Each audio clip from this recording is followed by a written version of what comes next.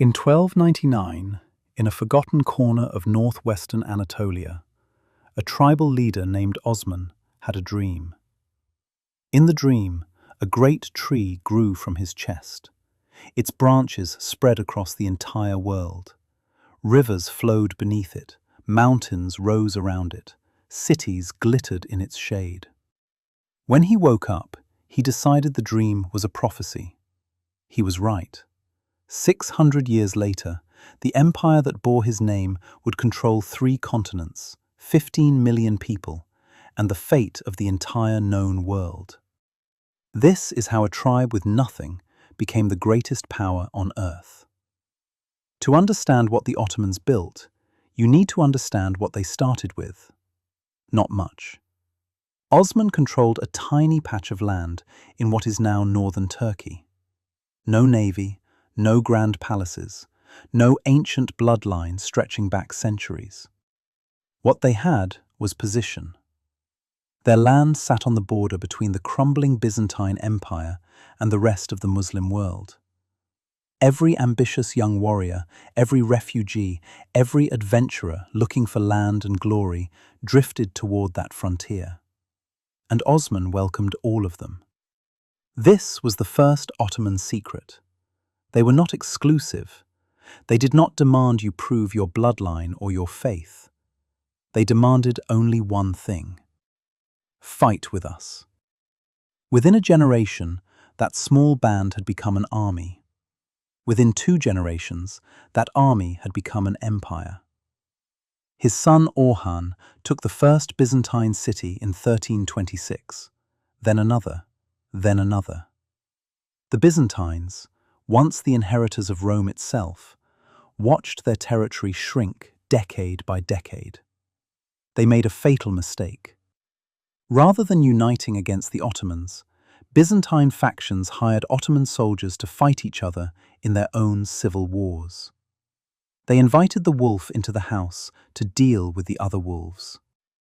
By 1354, the Ottomans had crossed into Europe for the first time.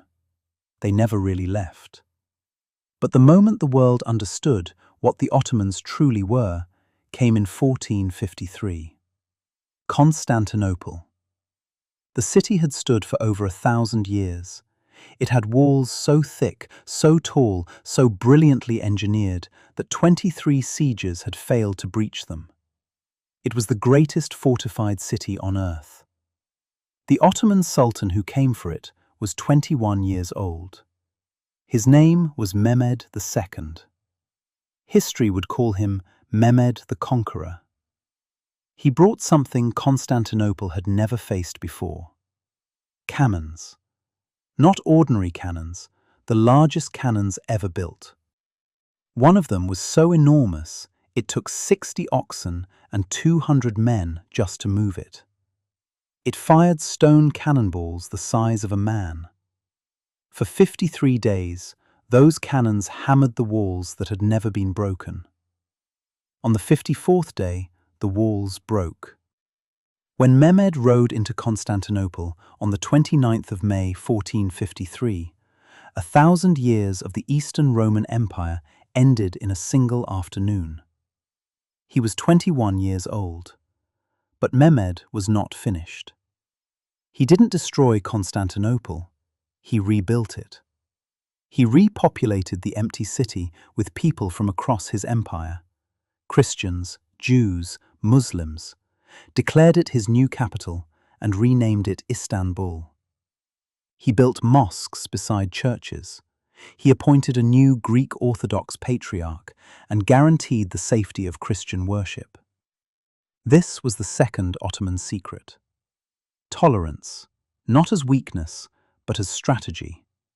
An empire that let people live their lives, practice their faith, and conduct their business was an empire that didn't have to spend all its energy suppressing rebellions.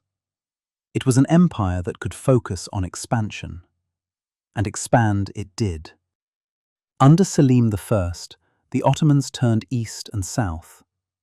In just 8 years, between 1512 and 1520, Selim more than doubled the size of the empire. He defeated the Safavid Persians at the Battle of Chaldiran. He crushed the Mamluk Sultanate of Egypt in 2 campaigns. He took control of the holy cities of Mecca and Medina. He took Egypt, Syria, and the entire Levant. 8 years, more than doubled. History remembers him as Selim the Grim. His own father fled from him. His own sons were terrified of him. One story says he went through 7 grand viziers in 8 years. Another says he kept a spare executioner's sword on his belt at all times. Whether those stories are true or not, they tell you something important about how his empire felt about him. Feared, unstoppable, magnificent. Then came Suleiman. If Selim was the thunder, Suleiman was the storm.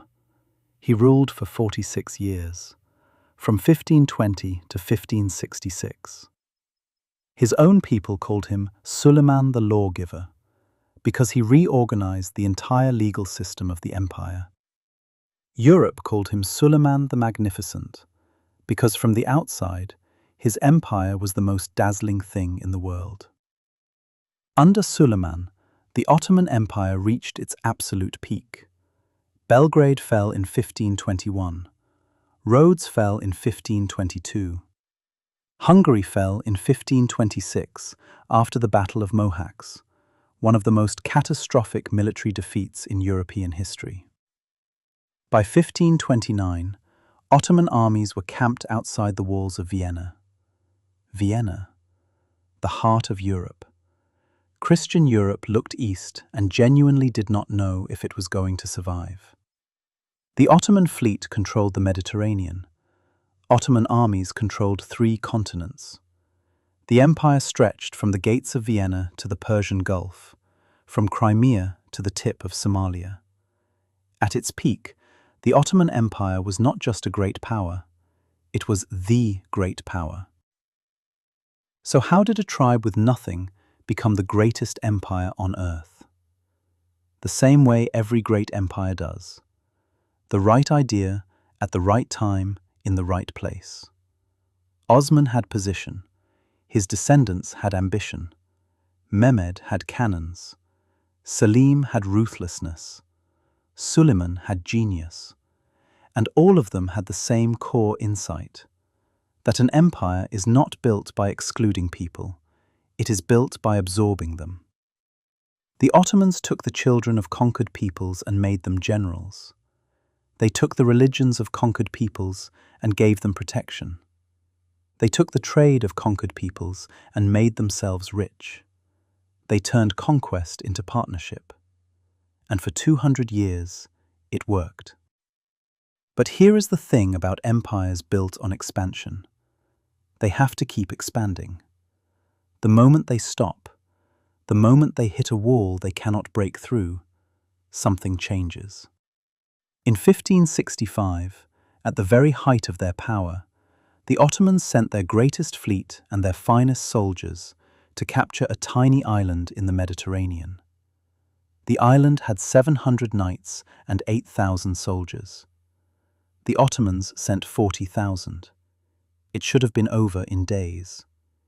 It became one of the most extraordinary sieges in military history, and the first sign that the empire, which had never lost, might not be unstoppable after all.